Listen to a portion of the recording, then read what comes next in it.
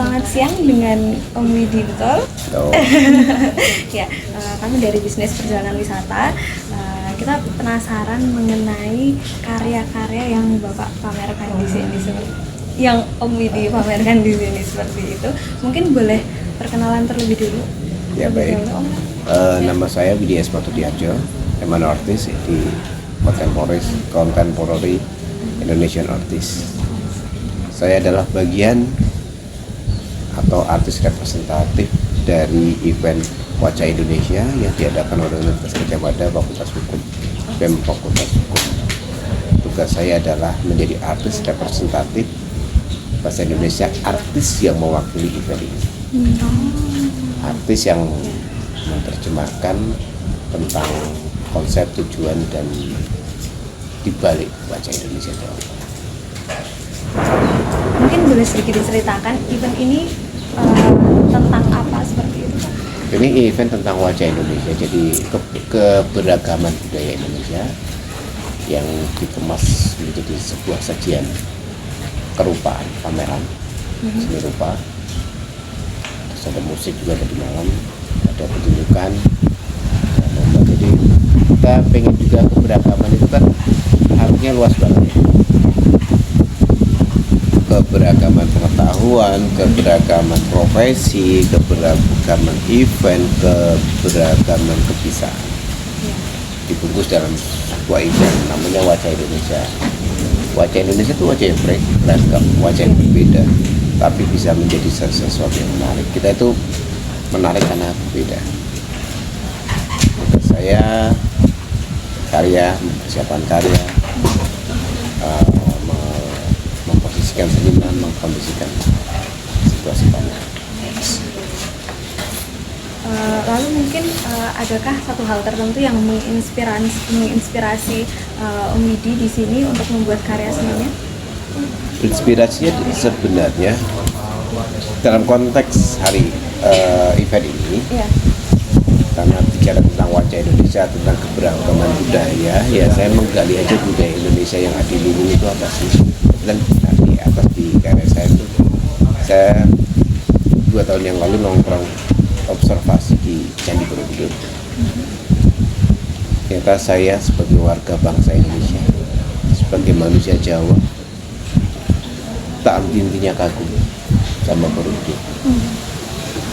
Umur aku di atas 40 sekarang, tapi kagumnya nggak pernah habis.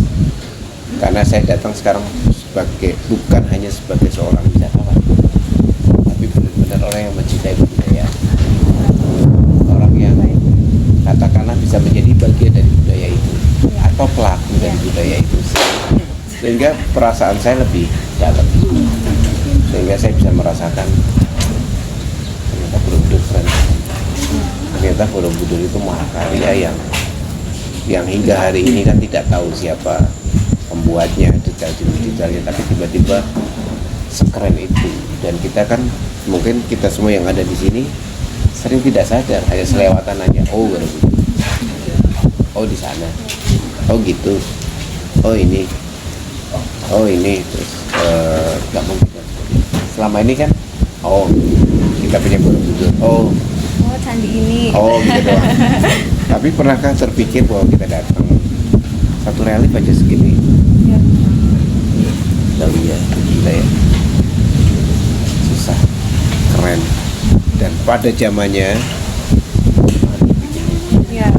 kan gitu ya. Pernah nggak berpikir coba aja sekali nongkrong aja di depan batu itu? Iya ya, pasti kalian akan ngomong iya ya, ini ratusan tahun yang lalu. Kalau Borobudur kita juga baru memikirkannya sekarang sih Pak, karena sejauh ini kita hanya peduli dengan Prambanan, Borobudur. Bagus. Kita punya Indonesia, itu doang. Ini destinasi yang ikonik gitu, yang selebel banyak. Coba gitu. datengin deh, nongkrongin. Terlalu murah bayarnya kita ini. Untuk sejarah yang begitu adiluhung. Dari situ saya memberi judul Borobudur dan Penjaga. Jadi Borobudur menurut saya itu menjaga kewarasan kita. Ya tadi yang aku ceritain itu menjaga kewarasan, menjaga kewarasan itu ya kita ya. Ternyata selama ini banyak yang luput, banyak yang selewatan aja. Kadang-kadang kita disadarkan kan setelah kita pergi jauh, setelah kita berjarak, atau setelah kamu kalau ngomongin Borobudur kamu tidak boleh pernah ke Borobudur. Padahal rumah kamu Magelang, rumah kamu Jogja, rumah kamu Muntilan. Sementara kamu perginya jauh-jauh. Nah setelah pergi jauh itu baru saja ada pembanding di kota A, B, di kota A, di kota B, di provinsi A yang jauh di sana, di negara itu ya baru sadar.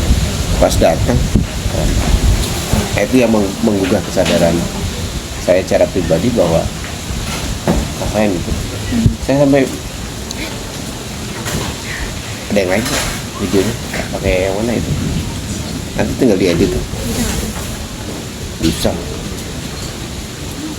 Sejak kapan Om Widi ini mulai tertarik pada dunia seni? Iya, karena kami dari keluarga seniman ya. Ayah saya seorang pembuat perhiasan emas dan perak. Terus kami dari keluarga Kota Gede, saya dan Mbak memang keluarga berkesenian. Tetapi saya menyadari saya suka seni itu, ya sebenarnya dari awal karena dikondisikan. Tetapi saya mau mulai menyadari bahwa saya suka seni dan saya mau berkesenian ya ketika saya memutuskan masuk seni itu. Iya kan? Ya. Saya menyadari dan saya memutuskan. Kalau sebelumnya hanya bisa aja, hanya tahu, hanya berada di lingkungan itu. Berarti baru secara intens bergerak dalam bidang seni itu saat masuk seni Saya rupa masuk itu tadi. tahun 95. 95 saya kuliah seni rupa di Bandung. Dan 2001-2002 saya pindah ke Ubud. Dan di situ saya memulai perjalanan panjang eksplorasi, belajar, cari wawasan, cari ya everything about art, coba berpameran, berjejaring, apapun. Selama itu start dari tahun 2001. Selama berjalannya itu adakah tokoh yang menjadi inspirasi seperti itu Pak? Ya pasti ayah saya. The greatest artist itu ayah saya. Kalau seniman luar itu sebagai pembanding, referensi aja. Oh ternyata ada toh. Tapi mostly tetap ayah saya karena dia menanamkan nilai-nilai berkarya, komitmen, konsisten, kecintaan terhadap karya. Kalau seniman lain kan setelah saya sadar menjadi seniman kontemporer dan seniman akademis, mau tidak mau kan harus punya referensi luar. Itu pun tidak wajib sih, tapi ya pas saya berkesempatan bisa ke Eropa, oh ini toh gitu loh. Ya. Oh ya udah. Tapi tidak benar-benar mempengaruhi saya. Hanya referensi. Oh ada toh karya mirip-mirip aku. Oh ini mirip nih. Oh kesukaan warnanya, pilihan warnanya mirip-mirip itu doang sih. Yang satu selera seperti itu ya. Satu taste. Oh iya. Satu tone. Ya itu aja sih. Tapi yang Kalau paling banyak- mempengaruhi secara langsung tidak sih. Yang paling besar berdampak atau mempengaruhi karya seni Bapak mungkin dari keluarga itu Ya, sendiri. justru dari ayah saya itu menanamkan cinta pada karya, cinta pada kesenian itu sudah dari awal.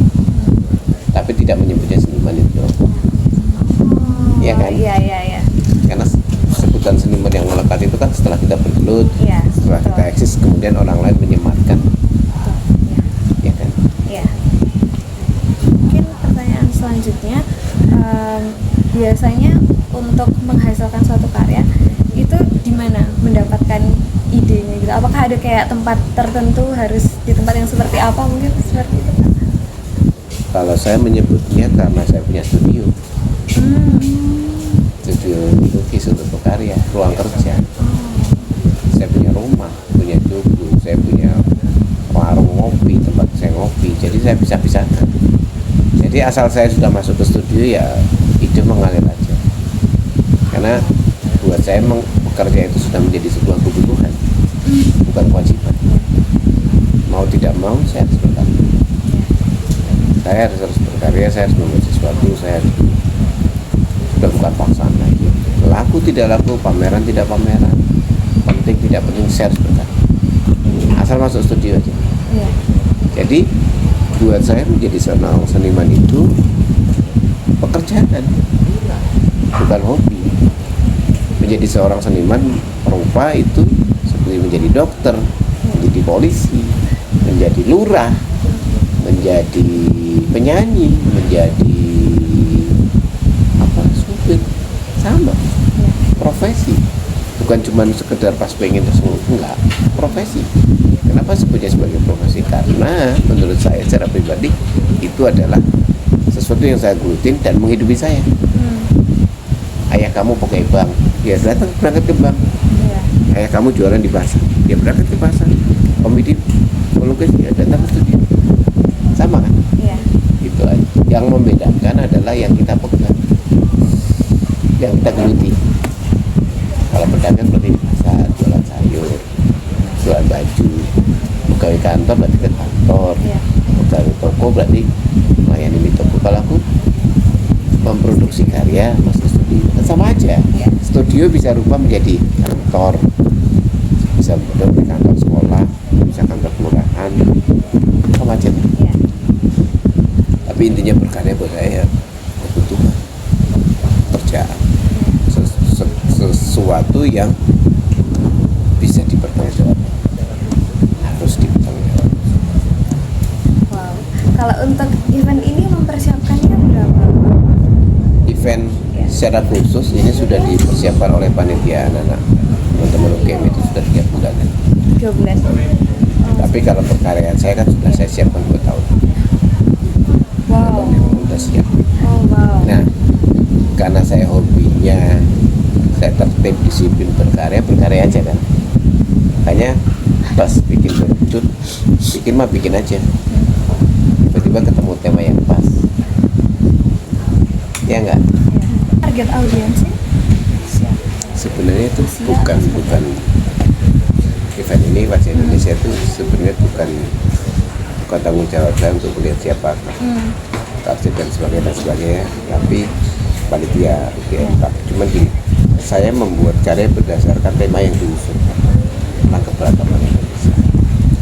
Kerjaan saya sampai di situ, membuat karya sebagus mungkin, seindah mungkin, semenarik mungkin sehingga orang tahu, orang suka, orang mudeng tentang tema itu. Kerjaan saya sampai situ. Kalau tema pelaksanaan acara dan sebagainya sudah dipersiapkan oleh pada panitia seperti itu.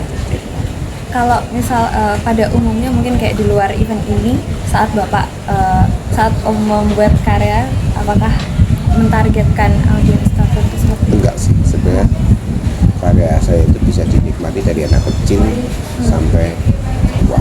Jadi saya tidak membatasi siapapun yang suka.